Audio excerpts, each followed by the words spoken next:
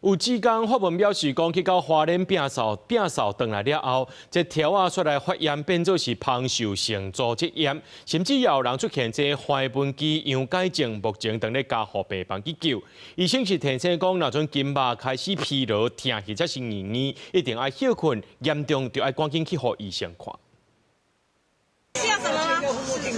灾区现场发生好物件，就是烦恼风沙伤大，下雨救灾民众把手入沙无爽快。光复乡灾害严重，真侪职工就发现到灾区协助复原。也讲现场除了有人掉沙，也有外伤状况，护的高杯啊、手笼、手套也拢爱有。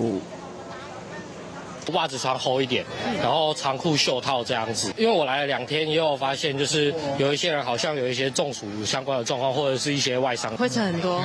风沙很大，看不清楚啊。这边就是空气可能比较不好，然后也会喷到眼睛。美港经济后对居民甲职工的健康冲击。 初一开始做的公费流感甲新冠疫苗，伫花莲光复乡采取全民注射，对象除了光复乡全体居民，也扩大到伫支援灾害的工作人员、国军官兵甲职工。卫福部表示会看注射状况，另外拨补疫苗。听说就是灾区有人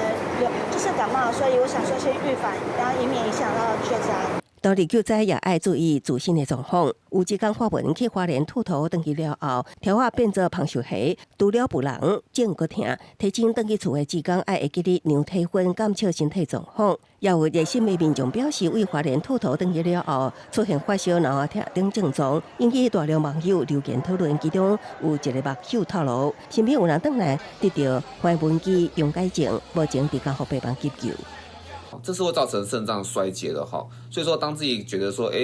并不会随着休息某部位的肌肉它的肿痛仍然在持续这样的状况，而且有全身疲劳的状况发生的话，甚至影响到意识，其实就要警觉到自己是横纹肌溶解症的一个状况。医师表示，若有这样的状况，爱停到手边的工课，若休困了后，也是无法度恢复正常状况，爱量查就医检查，并不是出现恶劣加深精神，迄已经是真严重，是后期的症状。这管需要提醒，清理的时千万唔通赤手赤脚、穿拖鞋，甲直接接触有水有泥，也是灾害废弃物，注意身体健康，才有能力协助灾民重建家园。公司新闻采访报道。